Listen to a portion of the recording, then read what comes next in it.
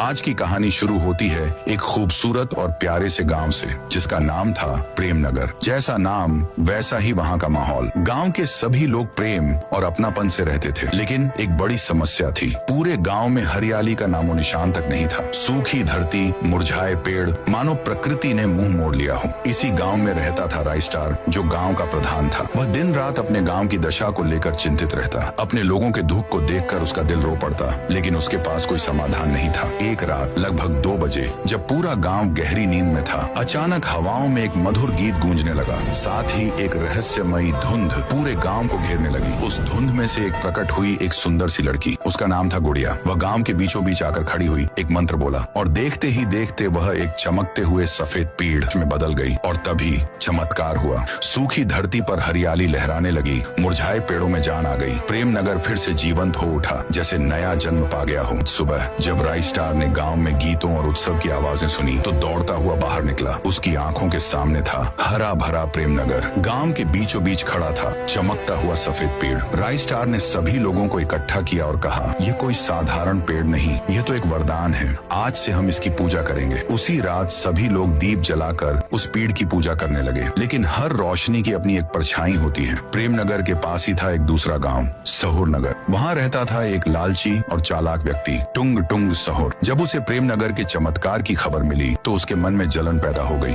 उसी रात वह चुपचाप प्रेमनगर आया और सफेद पीड़ को चुराकर अपनी गाड़ी में लादकर सहुर नगर ले गया। जैसे ही पीड़ प्रेमनगर से गया, फिर से वहाँ सूखापन और उदासी छा गई और सहुर नगर में हरियाली और समृद्धि आने लगी। राइस्टार समझ गया कि यह चोरी हुई है। उसने निश्चय किया, इस बार प्रेमनगर अपना हक लेकर रहेगा। दोनों गांवों के बीच बैठक बुलाई गई। राइस्टार ने कहा, वह सफेद पेड़ हमारा है, उसी ने हमें जीवन दिया, हमें वह वापस चाहिए। टुंग टुंग सहुर बोला, अगर मैंने वह पेड़ लौटा दिया तो मेरे लोग भूख से मर जाएंगे। तभी एक बुजुर्ग खड़ा हुआ और बोला, तो फिर इसका फैसला युद्ध से हो, जो जीते वही पेड़ का हकदार। सबने सहमति जताई।